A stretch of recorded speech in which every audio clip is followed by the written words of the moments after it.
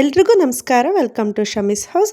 ಇವತ್ತೊಂದು ಒಳ್ಳೆ ಸಾರು ಮಾಡೋಣ ಬನ್ನಿ. ಬಟಾಣಿ ಹಾಕಿಬಿಟ್ಟು ದೋಸೆಗೆ, ಇಡ್ಲಿಗೆ, ಚಪಾತಿಗೆಲ್ಲ ತುಂಬಾ ರುಚಿಯಾಗಿರುತ್ತೆ. ತುಂಬಾ ಈಸಿಯಾಗಿ ಮಾಡ್ಕೋಬೋದು. ಹೇಗೆ ಮಾಡೋದು ಅಂತ ನೋಡೋಣ ಬನ್ನಿ.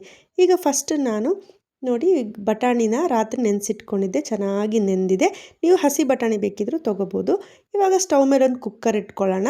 ಕುಕ್ಕರ್ ಇಟ್ಕೊಂಡು ಅದಕ್ಕೆ ಒಂದು 2 ಸ್ಪೂನ್ ಎಣ್ಣೆ ಹಾಕ್ಕೊಂಡು 4 ಈರುಳ್ಳಿ ಇಲ್ಲಿ ಚಿಕ್ಕದಾಗಿ ಕಟ್ ಮಾಡಿ ಇಟ್ಕೊಂಡಿದ್ದೀನಿ, ಅದನ್ನು ಹಾಕ್ತಾಯಿದ್ದೀನಿ.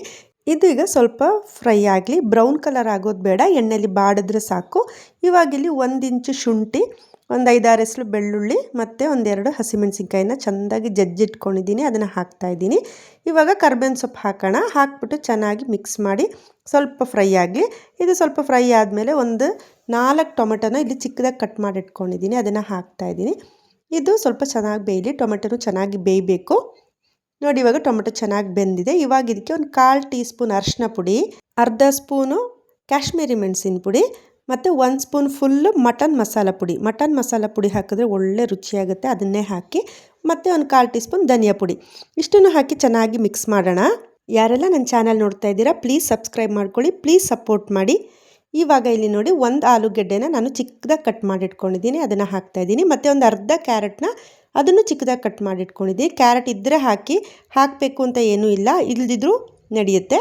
ಇವಾಗ ಇದನ್ನು ಚೆನ್ನಾಗಿ ಮಿಕ್ಸ್ ಮಾಡಿ, ಮಿಕ್ಸ್ ಮಾಡಾದ್ಮೇಲೆ ನಾವು ನೆನೆಸಿಟ್ಕೊಂಡಿದ್ವಲ್ಲ ಬಟಾಣಿ, ಅದನ್ನು ಇವಾಗ ಇದಕ್ಕೆ ಹಾಕೋಣ.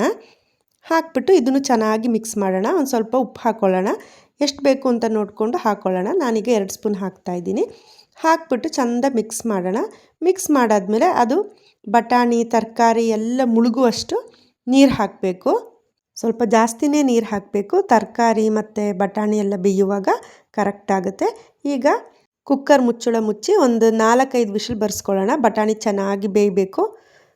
ನೋಡಿ ಇವಾಗ ಒಂದು 4-5 ವಿಷಲ್ ಆಗಿದೆ. ನೋಡೋಣ ಬನ್ನಿ, ಓಪನ್ ಮಾಡಿ ಬೆಂದಿದೆಯಾ ಅಂತ. ಬೆಂದಿದೆ ಎಲ್ಲನೂ, ಇವಾಗ ಚೆನ್ನಾಗಿ ಬೆಂದಿದೆ. ಇವಾಗ ಏನು ಮಾಡಬೇಕಂದ್ರೆ ನಾವು ನೋಡಿ ಆಲೂಗೆಡ್ಡೆ ಇರುತ್ತಲ್ಲ ಅದನ್ನೆಲ್ಲ ಈ ಥರ ಒಡ್ಕೋಬೇಕು. ಆಲೂಗೆಡ್ಡೆ ನೋಡಿ ಅದನ್ನೆಲ್ಲ ಈ ಥರ ಒಡ್ಕೊಳ್ಳಿ. ಸ್ವಲ್ಪ ಚೆನ್ನಾಗಾಗುತ್ತೆ ಸಾರು, ಗಟ್ಟಿನೂ ಆಗುತ್ತೆ. ಈ ಥರ ಒಡ್ಕೊಳ್ಳೋದ್ರಿಂದ ತುಂಬಾ ಟೇಸ್ಟು ಆಗುತ್ತೆ. ನೋಡಿ ಈ ಥರ ಒಡ್ಕೊಳ್ಳಿ. ನೋಡಿ ಇವಾಗ ಆಗಿದೆ ಇದೆಲ್ಲ. ಈಗ ಒಂದು ಚಿಕ್ಕದಾಗಿ ಒಂದು ಒಗ್ಗರಣೆ ಹಾಕ್ಕೊಳ್ಳೋಣ. ಸ್ಟವ್ ಮೇಲೆ ಅದಕ್ಕೆ ಒಂದು ಪ್ಯಾನ್ ಇಟ್ಕೊಂಡು 1 ಸ್ಪೂನ್ ಎಣ್ಣೆ ಹಾಕ್ಕೊಳ್ಳಿ. ಅದಕ್ಕೆ ಒಂದು ಸ್ವಲ್ಪ ಸಾಸಿವೆ ಹಾಕ್ಕೊಳ್ಳೋಣ. ಎಣ್ಣೆ ಬಿಸಿ ಆದಮೇಲೆ ಸಾಸಿವೆ ಈಗ ನೋಡಿ ಸಿಡಿತಾ ಇದೆ. ಈಗ ಒಂದು ಸ್ವಲ್ಪ ಕರ್ಬೇವಿನ ಸೊಪ್ಪು ಹಾಕ್ಕೊಂಡು ಈಗ ಇದಕ್ಕೆ ಒಂದು ಅರ್ಧ ಟೀ ಸ್ಪೂನ್ ಕಾಶ್ಮೀರಿ ಮೆಣಸಿನ ಪುಡಿ. ನೋಡಿ ಈ ಥರ ಹಾಕೋದ್ರಿಂದ ಒಳ್ಳೆ ಟೇಸ್ಟ್ ಕೊಡುತ್ತೆ ಸಾರಿಗೆ. ನೋಡಿ ಇದು ಹಾಕ್ಬಿಟ್ಟು ಈಗ ಸಾಂಬಾರಿಗೆ ಇದಕ್ಕೆ ಮಿಕ್ಸ್ ಮಾಡೋಣ. ಆಯಿತು, ರೆಡಿ ಆಯಿತು. ಇವಾಗ ಅಷ್ಟೇ ನೋಡಿ, ಇವಾಗ ರೆಡಿಯಾಗಿದೆ. ತುಂಬಾ ರುಚಿಯಾಗಿರುತ್ತೆ. ನೋಡೋಕ್ಕೂ ಎಷ್ಟು ಚೆನ್ನಾಗಿದೆ ಅಲ್ವಾ, ತಿನ್ನೋಕ್ಕೂ ಅಷ್ಟೇ ಚೆನ್ನಾಗಿರುತ್ತೆ. ಎಲ್ಲರೂ ಮನೇಲಿ ಟ್ರೈ ಮಾಡಿ. ದೋಸೆ, ಇಡ್ಲಿ, ಚಪಾತಿ ಎಲ್ಲದಕ್ಕೂ ಆಗುತ್ತೆ. ಎಲ್ಲರೂ ಮನೇಲಿ ಟ್ರೈ ಮಾಡಿ. ಹೇಗೆ ಬಂತು ಅಂತ ಕಮೆಂಟ್ ಮಾಡಿ. Thank you.